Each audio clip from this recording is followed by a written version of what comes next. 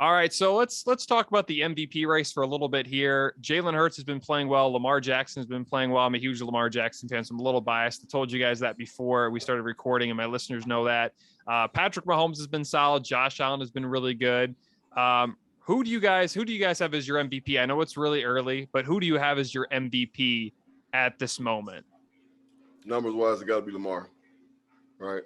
Got to be Lamar, and then Jalen Hurts in the second. I'm going off of like basically one with Jalen Hurts, the way he's led his team to his 4-0 start, right? And then of course the lack of mistakes that he's made.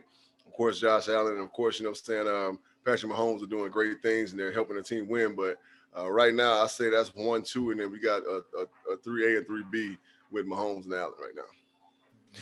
Yeah, I mean, JJ, we talked off air about our love for Louisville and for Lamar specifically.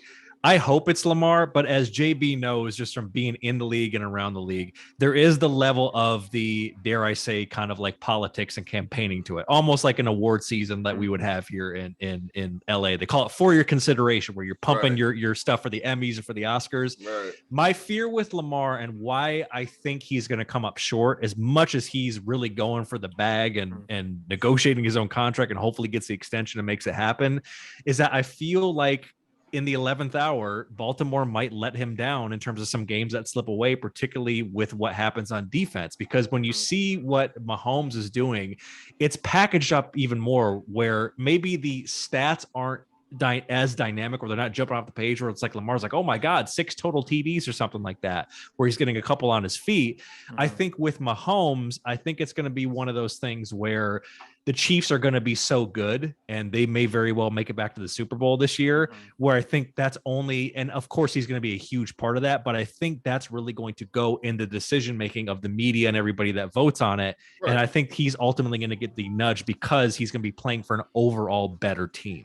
Yeah, now that's looking weird down the line, But as far as like right now, like the campaign trail, if the campaign trail ended tomorrow, you would have to look at, like who's going to do it right now. I'd say Lamar would get it right now, but Benny made a great point. And down the line, like Baltimore got some decision making to do as far as like what they're going to be, identity wise. I mean, they played a great game last week up until the middle of the fourth quarter, and all of a sudden they just fell apart, right?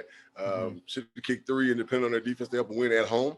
They didn't, right? So I know without a doubt. I mean, Patrick Mahomes making great plays, but he makes great plays every year, right?